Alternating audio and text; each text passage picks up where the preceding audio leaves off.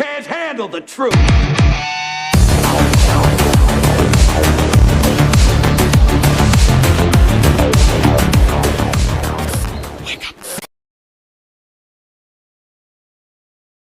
We're following breaking news as Hillary Clinton testifies before the House Oversight Committee in Jeffrey Epstein's investigation. It's happening in the town where she lives, north of New York City, at a performing arts center in Chappaqua. And she just posted her opening statement in full on X. Here's part of it for you. I had no idea about their criminal activities. I do not recall ever encountering Mr. Epstein. I never flew on his plane or visited his island homes or offices. I have nothing to add to that. Your investigation is supposed to be assessing the federal government's handling of the investigations and prosecutions of Epstein and his crimes. You have held 0 public hearings, refused to allow the media to attend them, including today, despite espousing the need for transparency over dozens of occasions.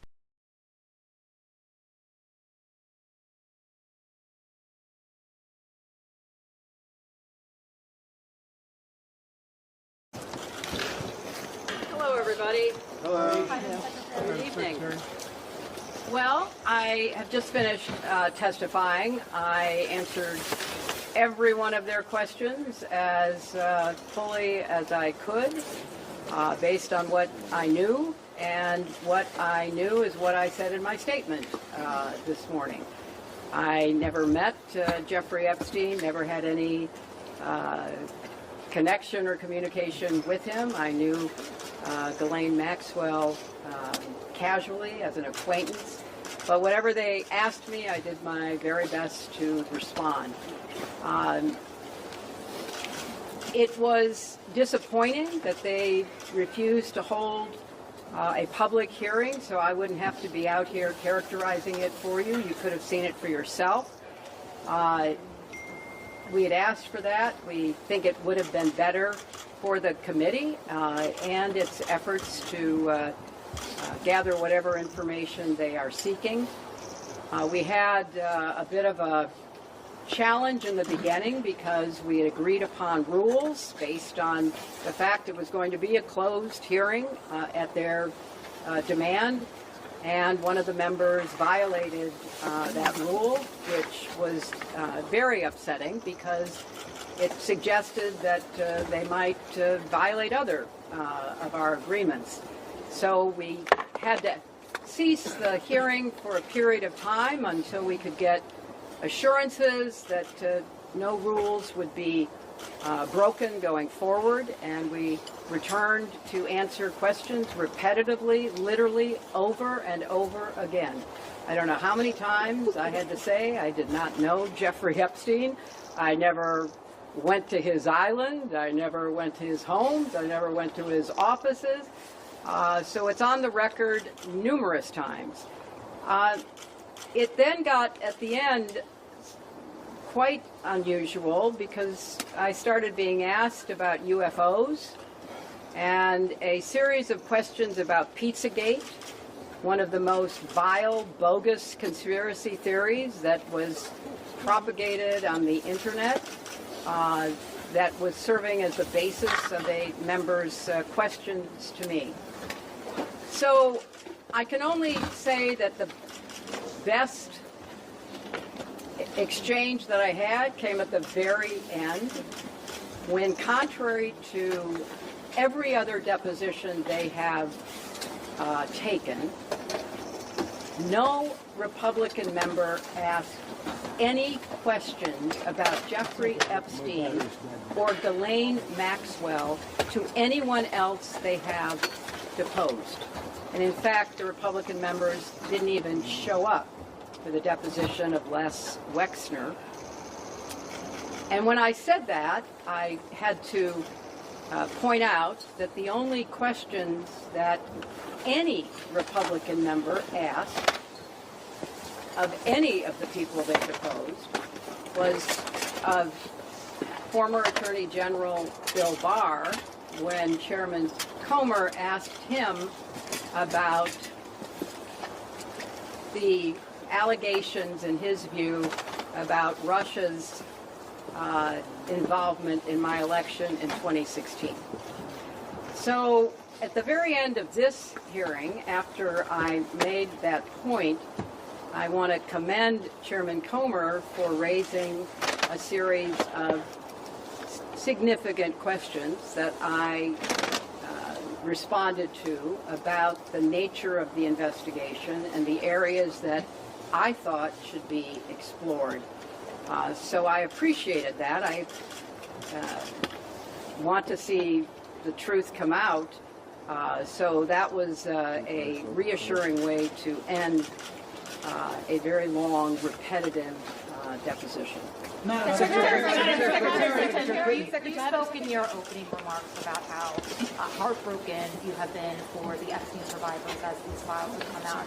Can you talk to us a little bit about how you have processed and reacted to the fact that the former president, your husband, Bill Clinton, is referenced in the Epstein files numerous times, including in some photos featuring women? And how have you been personally preparing for the deposition that is coming tomorrow? Are you 100% confident that there isn't anything that the former president knows about Epstein's crimes? I am, and I think the chronology of the connection that he had with Epstein ended several years before anything about Epstein's criminal activities came to light, and that he was charged and sadly given a sweetheart deal, which, as I said in my statement, had that not happened, perhaps his predatory behavior could have been stopped earlier. But I think it is fair to say that the vast majority of people who had contact with him before his criminal pleas in 2008 were like most people. They did not know what he was doing. And I think that that is exactly what my husband will testify to tomorrow. Madam Secretary, do you believe that this was a fair? Do you believe this was a fair hearing? And do you still want to testify publicly, even though you gave this deposition? Well, I'm not going to do it again. You know, they had a chance to do it in public, and I wish they had done it in public. And I think they're making the wrong decision, avoiding doing it in public. I thought it was very repetitive. I thought that they asked literally the same questions over and over again, which didn't seem to me to be very productive. And then, as I said, toward the end, you know, there were other questions that were totally off subject.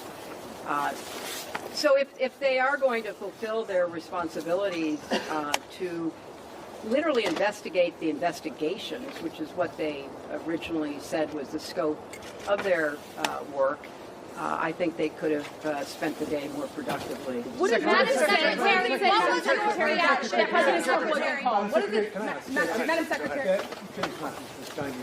can I ask, why was Colleen Maxwell invited to your daughter Chelsea Clinton's wedding in 2010?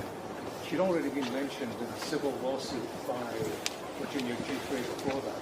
Jeffrey Epstein had already been convicted. She came as the plus one, the guest of someone who was invited. Madam Secretary, can you tell us your reaction to the photos of your husband in the hot tub and the swimming? What message does it say that President Trump was I not don't know when the video will be out. I don't know when the transcript will be out. We've asked that they be out as quickly as possible, and then you can see. Madam Secretary, what was your reaction to Epstein's photos in the hot tub? We heard from Bill Gates concerns about Epstein trying to blackmail him. Fox News alert, the Epstein scandal's rocking Chappaqua. Today, Hillary went under oath and was grilled about the Clintons' relationship with the dead pedophile. She testified behind closed doors, but the deposition was being recorded. At any minute, we could get the tapes. When it wrapped, Hillary came out and said this. I don't know how many times I had to say I did not know Jeffrey Epstein. I never went to his island. I never went to his homes. I never went to his offices. So it's on the record numerous times. An hour into her testimony, it went off the rails. A photo of Hillary was leaked from inside. All hell broke loose, and Crooked's team stormed out. The hearing just went off the record for a moment. Because it seems, as some of you may have seen, that there was some There were some photographs shared on social media, which is against chamber rules that were read at the top of the meeting. So the hearing has been paused briefly while they figure out where the photo came from. Congresswoman Lauren Boebert texted the pic to the press, and Hillary complained it was against the rules. I don't think she liked how she looked. We had a bit of a challenge in the beginning because we had agreed upon rules based on the fact it was going to be a closed hearing at their demand. And one of the members violated that rule, which was very upsetting because it suggested that they might violate other of our agreements. Hillary made a fuss to chew up clock because she didn't want to be there. She testified that she never met Epstein, even though he'd been to the White House 16 times. It was supposed to be a co-presidency, remember? A 2-for-1 deal. Hillary moved her office into the West Wing. But Hillary doesn't remember. The number of times that she said, "I don't know, you'll have to ask my husband," was more than a dozen, and I'll put it like that. Maybe they didn't meet, maybe they did, but Bill does a lot of things when Hillary's not looking. But this email's interesting. In the Epstein files, someone emailed the sex offender, quote, "I know you are close with Hillary, but if she gets the nomination and you vote for her, I'll effing kill you." Did Hillary meet Epstein? Maybe, maybe not. But we do know this. I knew Ghislaine Maxwell casually as an acquaintance, but whatever they asked me, I did my very best to respond. Epstein's accomplice, Ghislaine, went to Chelsea Clinton's wedding. When she was asked about this, she ran like the wind. Can I ask, why was Ghislaine Maxwell invited to the daughter of Chelsea Clinton's wedding in 2010? She'd already been mentioned in a civil lawsuit by Virginia Jeffrey before that. Jeffrey Epstein already been convicted. She came as the +1, the guest of someone who was invited. Thank you, everybody. Appreciate it. Thank you all. We do know who did spend a lot of time with Epstein, Bill Clinton. There's dozens of photos in the files. Here's Bubba and a girl in a hot tub. Hillary says her hubby was just saving lives. It wasn't a hot tub on a plane. It was one of the stops they made to look at philanthropic and charitable work that my husband has done, saving literally millions of lives around the world. It turned out that was done long before there was any public awareness and certainly any conviction of any crime by Jeffrey Epstein. So it was a short period of time that was in pursuit of charitable philanthropic work. Charitable work. That's a new name for it. Here's Bill doing more charity. We all know how much Bill loves to give back. The former president will have his chance to set the record straight tomorrow when he goes under oath, but we all know how he got the name Slick Willie. Is that correct? Yeah, it depends upon what the meaning of the word is. Yes. Hillary says she's not worried. Bill would never do something inappropriate. Are you 100% confident that there isn't anything that the former president knows about Epstein's crimes? I am, and I think the chronology of the connection that he had with Epstein ended several years before anything about Epstein's criminal activities came to light. If anybody thinks this is some partisan witch hunt, or as the Clintons call it, a vast right-wing conspiracy, you're wrong. I think one thing that surprised the Clintons, they assumed the Democrats on the committee would vote in a partisan manner and not vote to hold the Clintons in contempt. And what they learned was a majority of the Democrats on the committee either voted to hold the Clintons in contempt or voted present. The Epstein fallout has Clinton and Obama operatives dropping like flies. Yesterday, Larry Summers had to resign from his position at Harvard. And now it's come out that not only did the Ivy League take $9 million from the perv, they gave him his own office. And Harvard faculty was accepting free flights and business deals from the sex trafficker. Epstein was giving Larry Summers consulting gigs in places like Mongolia and Kazakhstan. Like we've been saying, it's going global. The head of the World Economic Forum, you know, the guys who tell us to eat insects, Borge Brende, suddenly resigned because of the Epstein files. One of the Rothschilds, you know, the European banking dynasty, all over the Epstein files. And the Swiss bankers, all they're saying so far is they're monitoring the situation. J.B. Pritzker's cousin, Thomas, just resigned from the board of Hyatt Hotels. J.B.'s like, I only see my cousin on holidays. A cousin of yours has been in the news with regards to the Epstein files, Thomas Pritzker. He just recently resigned from the board of the Hyatt company. Look, I've said from the beginning that anyone that's done something wrong needs to be held accountable, and I really mean anyone. Now, I'm not close to my cousin, but I can tell you that it's very important that people be held to pay the price for whatever it is that they may have done. There are millions of documents in the Epstein files, and we're just starting to go through them.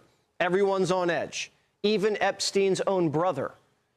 I didn't see him for 7 years before he died, although we were always in communication with phones and emails. So I didn't know what he was up to. A lot of the stuff that's come out is surprising to me. I wasn't aware of a lot of this stuff. And I'm going to say, like, with him, even though he's my brother, that was his problem. And now that he's dead, it's not his problem anymore. So, again, unfortunately, I really don't care, to be honest with you. I'm just concerned that my brother, whoever and whatever he was murdered. That's my concern. But you care about the victims, I presume, of your brother. These are the questions I don't get into. Have a good day. The Telegraph also reports that Epstein paid private detectives to remove items from his Florida property ahead of a police raid. They hid it in a secret storage locker, which contained 3 computers, videotapes, sex slave manuals, and illicit photographs. A Palm Beach lockup contained 29 address books, a 3-page list of masseuses, and tons of porn. The Palm Beach police chief said Epstein's home had been cleaned up and certain computer material was missing, including surveillance equipment. We also found out last night that the DOJ had labeled Epstein's suicide as a murder in some documents. There were also questions about the noose. The forensic pathologist who was hired by Jeffrey Epstein's brother to observe the autopsy said that there was no blood on the noose, even though there's blood on Jeffrey Epstein's neck in the photographs. We're learning from the documents that the guard who cut Jeffrey Epstein down says he's not sure which noose was given to the investigators, and DNA testing was done. It may have been on the wrong ligature. It may have been done on the wrong noose. Plus, there was something off about the head count in the prison that night. A new video shows a strange orange figure flashing by the corner of a surveillance camera the night before Epstein died. There's been scrutiny of a particular moment on the cell block surveillance footage where an orange-looking flash could be seen at 10:39 p.m. A report from the Justice Department Inspector General notes the flash, quote, it is possible someone is carrying inmate linen or bedding up the stairs. And the final report refers to it as, quote, an unidentified corrections officer. But now, newly released Justice Department documents reveal an initial FBI review of surveillance video on the cell block says the flash could possibly be an inmate. And independent video analysts consulted by CBS News say the movement was more consistent with an inmate. This is really getting mysterious. Mr. Chairman, good morning. Thank you, Mr. Chairman. Explain to us specifically what you need to hear from President Clinton today. What do you want to know? Well, I think everyone's seen there are a lot of photos that have been released by the Department of Justice as well as the Epstein estate. There are a lot of email correspondence that included President Clinton. We know President Clinton had, and Secretary Clinton confirmed this yesterday, Jeffrey Epstein was in the White House 17 times while Bill Clinton was president. We know that Bill Clinton flew on Jeffrey Epstein's plane at least 27 times. So those are questions that we're going to ask. Everything that most media outlets have reported with respect to pictures and correspondence between Epstein, Maxwell, and Bill Clinton, these are all questions that we're going to ask today. It's our understanding that you guys asked Secretary Clinton yesterday about photos of her husband in the Epstein files. What was her reaction when you showed various photos, for example, of her husband in the jacuzzi that we've seen? I'm going to let Mace. I'm going to let Miss Mace answer that. We're on TV. Okay, I'm not going to say anything.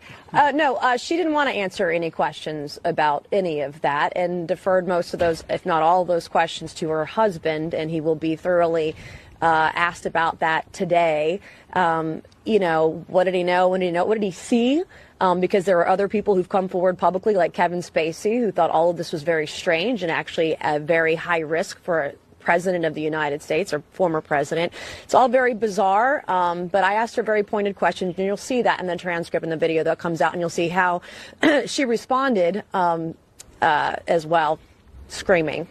And we'll close with this. We're going to get the video out as quickly as we can get it uploaded and the sound and everything from yesterday. So this is, for all practical purposes, a public deposition. The American people are going to see it. I've heard C-SPAN's going to air it wire to wire. So everyone's going to see what was asked yesterday. And I think that'll answer a lot of questions, especially with Lutnick and other things like that. Throughout the day, we'll try to send different members out to give you brief updates. We don't want to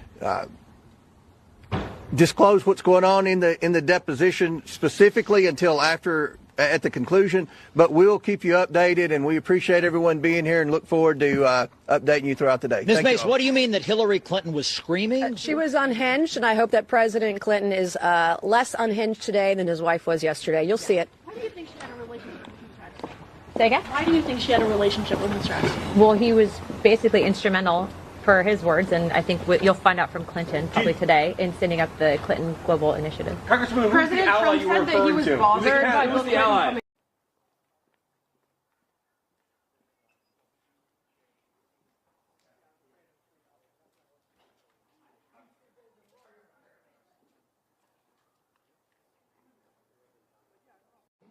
I just finished testifying in front of the House Oversight Committee.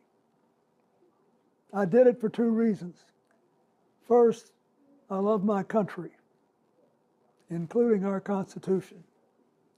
And America was built on the idea that no person is above the law, even presidents, especially presidents, and that we should all live under the same set of rules. This kind of democracy requires every person to play their part. And I hope that by being there today, we can bring ourselves just a little further away from the brink and back to being a country where we can disagree civilly and we can search for truth and justice, and that it outweighs the partisan urge to score points and create spectacle. The second reason I was there is that the girls and women whose lives Jeffrey Epstein destroyed deserve not just justice, but healing. They've been waiting too long for both. Though my brief acquaintance with Epstein ended years before his crimes came to light, and though I never witnessed during our limited interactions any indication with what was truly going on, I offered the little I do know in the hopes that it would help prevent anything like this from ever happening again. I also have to say something personal. Republicans made Hillary testify yesterday, and she had nothing to do with Jeffrey Epstein, nothing. She has no memory of ever even meeting him. She neither traveled with him nor visited any of his properties. So whether 10 people or 10,000 people were subpoenaed, including her, was simply not right. So here's what I told the committee. First, I had no idea of the crimes Epstein was committing. No matter how many photos they show of me, I have two things that at the end of the day matter far more than any interpretation of 20-year-old photos. I know what I saw, and more importantly, what I didn't see. And I know what I did, and more importantly, what I didn't do. I saw nothing and I did nothing wrong. As someone who grew up in a home with domestic violence, not only would I not have flown on his plane if I had any inkling of what he was doing, I would have turned him in myself and led the call for justice for his crimes, not the sweetheart deal that he got. But even with 20/20 hindsight, I saw nothing that ever gave me real pause. We're only here today because Epstein hid it from everyone so well for so long. And by the time it came to light with his 2008 guilty plea, I had long stopped associating with it. When the video of my testimony today is released, I hope it will motivate everyone to go in front of Congress to say what they know. I hope it will motivate the Justice Department to finally release all the files and to ensure that this never happens again. The survivors deserve that.